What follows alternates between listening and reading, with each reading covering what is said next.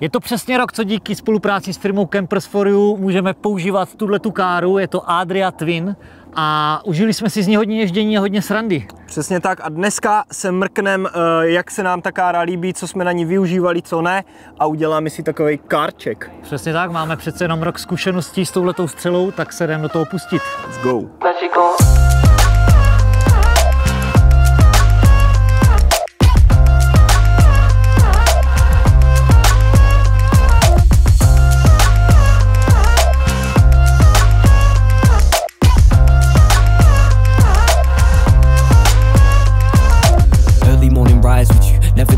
With you, love the way you show your darkness when I shine a light at you. Never playing heartless anytime, I'm just reminding you I could be myself, you be yourself, and we can find a truth. Stop, babe, you're late. Takže v dnešním videu se podíváme dopodrobná, jak jsme si užili ježdění s touhletou károu.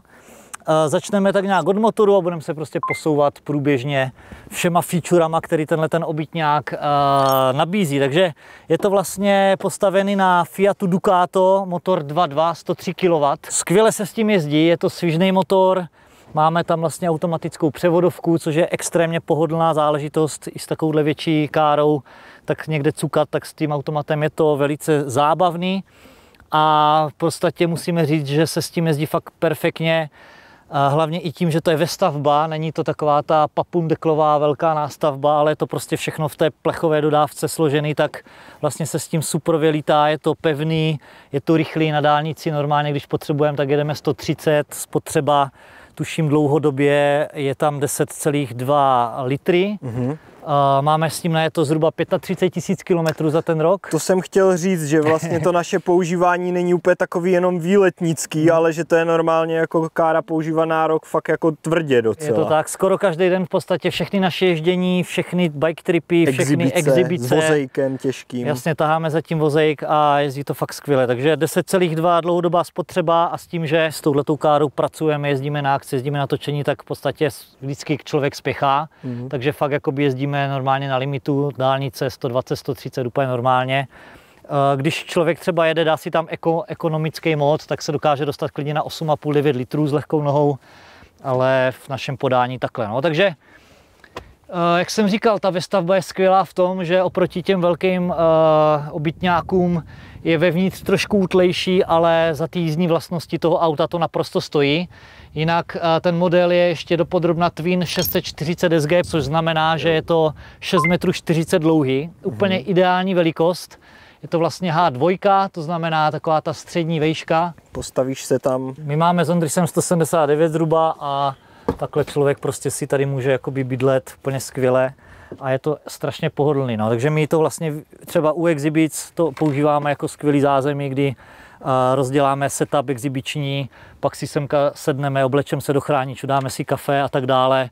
Fakt jakoby to využití téhleté káry je úplně úžasný a my jsme si to maximálně vlastně užívali a využívali. Tak jdeme mrknout dovnitř. Tak co máš vevnitř, Drakus? Tak pojď mrknout. Začneme tady touhletou bangrovkou, to je otočná sedačka, kterou vlastně otočíš takhle jako mega rychle.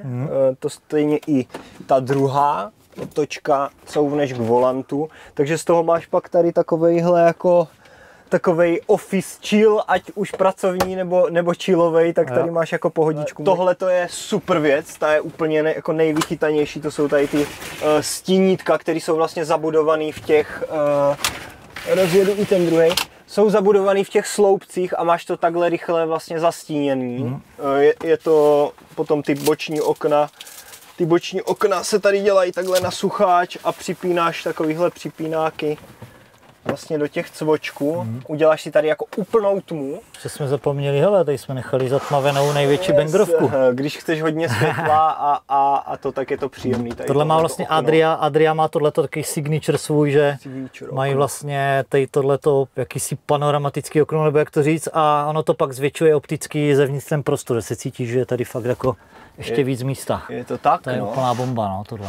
Takže tohleto, já to nechám asi rovnou otevřený. Můžeš. Takže tohleto panoramatický okno. Potom další topová věc, lednice, kterou vlastně jsme měli zaplout tak nějak pořád, ne? Protože mít vychlazený drink vždycky po ježdění se hodí. A je tam i mrazák vlastně, je tam což je úlet, i mrazák, přesně. No, dál tady máme kuchyňku.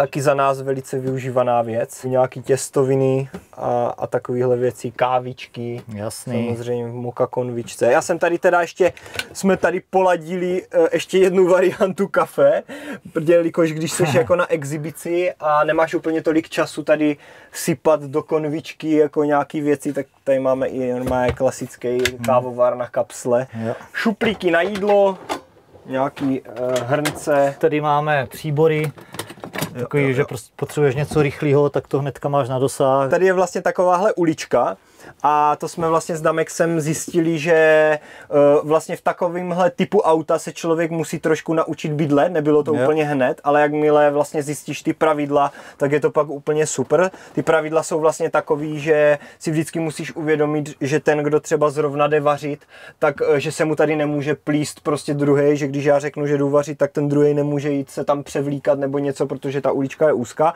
ale takový to, když si to rozvrhneš, že OK, já teďka si dám chill a ty zatím uvaříš a já si to pak vyřeším, tak je to úplně na to používání úplně v pohodě. Přesně. A naprosto to stačí. Takže tohle byla kuchyní část velice využívaná. Další velice zásadní věc je to, co máš vedle sebe. Sprchovej kout, byla to úplná záchrana, protože zase po ježdění vždycky spocenej, vždycky jsme jeli spocení dom a když si tady prostě můžeš normálně buchnout fakt jako sprchu, máme tady teďka pověšený ručníky, ale jinak tady je normálně tady ta hlavice, že jo, vlezeš si dovnitř, záchod se dá pootočit vždycky podle toho, jestli ho chceš používat nebo ne a normálně se tady osprchneš, zatáhneš si samozřejmě. Můžete zavřít? Tak můžeš, jo. Andrej se jde sprchovat. No a teď normálně víš, že když tady máš jako dost místa. A není to samozřejmě komfort jak v nějakým jako wellnessku, ale to ani není potřeba, že jo. Důležitý je, že prostě tady ty veškerý pohyby, když nejseš úplně nějaký řízek, tak uděláš. Tak teď jsme tady v zadní části, kde se samozřejmě chrápe a kde se skládají krámy. Jo. Jsou tady dvě postele, standardně to většinou vozíme takhle, že máme jednu vlastně vyklopenou, což je úplně skvělý odkládací prostor, helmy, batohy, toto. Nějaký prostě věci. Dost věcí teda samozřejmě skladujeme i tady. Určitě, tohle to jsou taky ty rychlovky. Přijdeš, hodíš bágl, který pak budeš potřebovat za 10 minut a tak dále. Takže tohle je takový pong. Druhá postel je složená zde. Ona se pak dá velice snadno vyklopit. Tady máme jednu přesku, tady máme druhou přesku. Takže vyklopíš vlastně druhou postel. To si pak ukážeme, až asi si vylezu ven, nebo bych se tady takhle skřípl. No a máš pak nádherný letiště, na to se pak teda ještě mrkneme. A vlastně v tom každodenním používání, když nejedeš třeba někam přes noc, tak můžeš fungovat takhle. Tady máš vlastně super i například prostory vlastně dole. Tadyhle většinou, jsou třeba nějaký bodky daný. Tady většinou dáváme tadyhle klubko s elektrikou. Plus prostě tady těch prostorů, vlastně to je Adria, to má strašně vychytaný, že těma ní slaví tuším 60 let existence, takže oni za ty desítky let mají tady ty praktické věci strašně moc ve všech autech vymakaný. Co nás strašně nadchlo s Ondrisem, když jsme to vlastně poprvé vlastně testovali nebo zkoušeli to auto, tak tady bývají u některých obytňáků tady bývají skříňky pevný.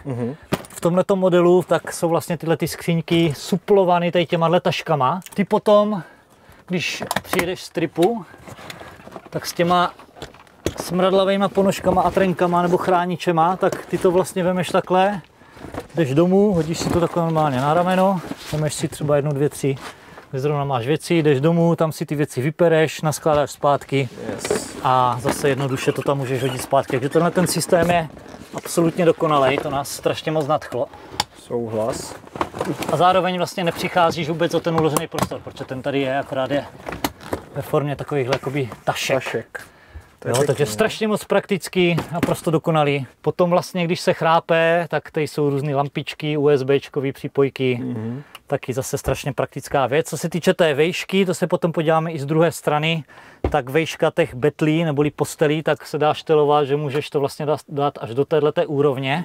Jak jsi ještě říkal, měříme 180 oba dva, spíme tady vlastně vedle sebe, že jo, když spíme a za mě ta velikost je úplně jako to je letiště jak blázen. Budeme se podívat ještě z druhé strany, jak to vypadá? No, naše diváky bude rozhodně zajímat, jak vozíme kola. Přesně tak. To bude stěžejní informace. No, tak jak to vypadá ze zadu, draku?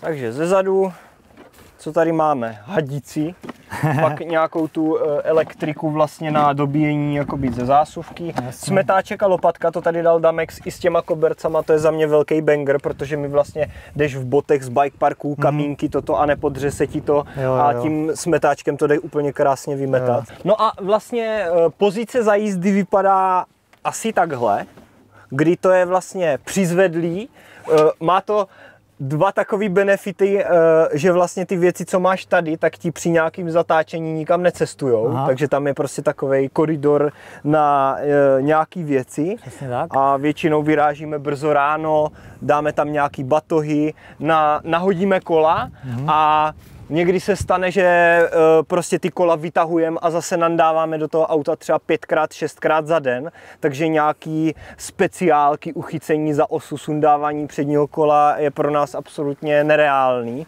Takže my ládujeme vlastně do toho auta ty kola normálně v celku, takže tam prostě ho dáš takhle, opřeš ho, pak máme deku, ta nevím teďka kam zmizela, vlastně na druhý kolo, dáme tam druhý kolo a dodělali jsme si tam takový jenom lehký gumicuk vlastně na přichycení těch kol, aby nám tam necestovali. Ještě se nám ani jednou nestalo, že by jsme to kolo nějak podřeli nebo že by někam ujeli pryč.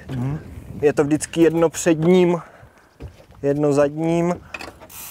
Takhle to opřeš, dáš tam deku mezi sebe a gumicukem chytneš vlastně za řídítko a jakoby necestuje ti to ani dopředu, ani dozadu, je to jako v pohodě, vlastně tam se to opírá o ty dveře a není to popravdě úplně takovej nejelegantnější způsob, ale ani já, ani Damex bychom nechtěli třeba na přespávačku nebo někde vozit ty kola na těch venkovních nosičích, to mně přijde, když máš kolo za 250 000, jako takový trošku jako ošemetný a jak jsem říkal, nějaký jakoby držák prostě na osi je pro nás bohužel nereálný. Pro někoho, kdo vyrazí do bike parku jednou za měsíc, tak úplně v pohodě, že si tam dojedeš, máš to hezký safe, tak pecka, ale pro nás je tohle top řešení. Ale ono jde o to za mě, ta štelovatelnost těch postelí, kdy obě dvě můžeš mít úplně zvedlý nebo úplně položený, tak je naprosto geniální. Právě v tom, že si tam vyřešíš podle situace, kam zrovna jedeš, jak moc budeš vytahovat kola nebo nebudeš, tak si dáš ten náklon, věci nepadají, kola se tam vlezou. Když potom samozřejmě jdeme třeba na víc dní někam, tak počítáme s tím, že ty postele budou sklopeny obě dvě, takže tam samozřejmě pak už ty kola řešíme jinak, to vám ukážeme za chvilku.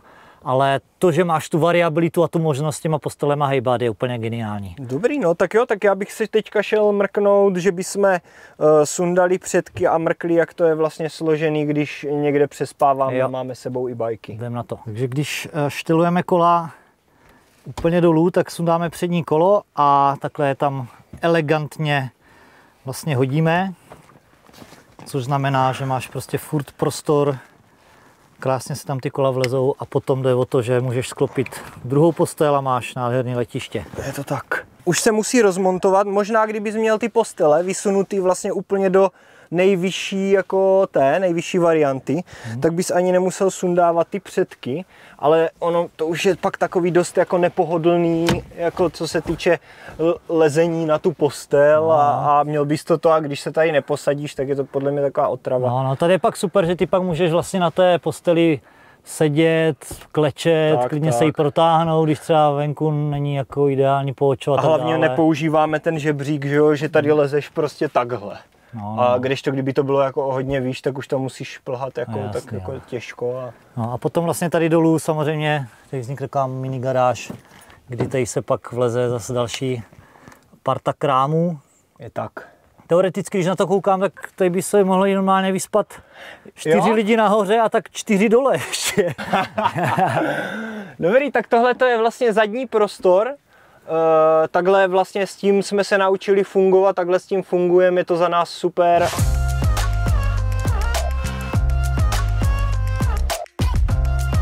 Tak dali jsme si kávičku, velmi dobrá, a teď jsme tady vlastně ve venkovním prostoru, což je úplně jedna z nejoblíbenějších pozic, protože samozřejmě Adria Twin Plus má obří markízu od firmy Thule, což je topovka. Třeba přijdeš do Logangu, do bike parku, vysadíš markízu Yes. Sedneš si, nachystáš si kola, všichni jezdí kolem, čumí, závidí a ty seš tady ve svojí Adrii prostě pod markizou. Takže to je bomba.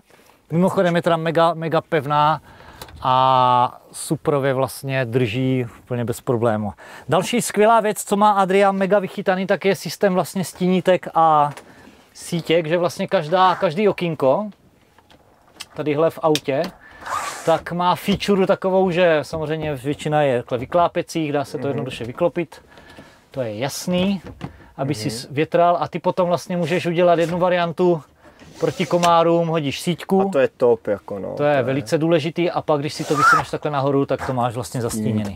To je vlastně většina oken, co jsou i třeba vzadu a tak jsou takhle řešený.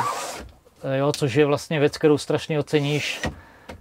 Je to extrémně prakticky, extrémně rychlý. No. Pak jsme ještě nezmínili zatím počítač, což je vlastně tady to celý vlastně ovládání těch elektronických feature, kdy tady máme takovej vlastně centrální panel.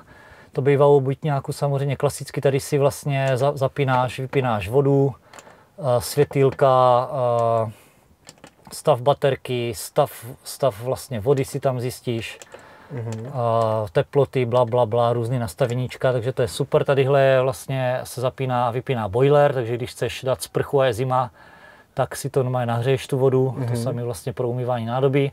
A samozřejmě nechybí Webasto, což je topení nezávislý, který jede tuším i na naftu. Na naftu jede, no. Takže ty vlastně můžeš potom v zimě si to tady vyhřát. Byli jsme, že v Chorvatsku jsme byli v zimě, kdy třeba ty teploty aj padaly trošku v noci níž a seš prostě v teple, dáš si 16-17 stupňů termostat a seš úplně v cajku. No. Pro nás bikery naprosto dokonalá kára. My jsme si s ní užili rok ježdění, 35 000 kilometrů, mnoho exhibit, mnoho tripů. A v podstatě to používáme skoro každý den a opravdu dal bych za to ruku do ohně, že to je nejlepší kára, se kterou jsem kdy jezdil. Ale ke konci tohohle videa nutno říct, že bohužel jde pryč, že? Loučíme se s naší Adrii Twin S640 SG+. Budeme ji vracet zpátky do firmy Campers for You.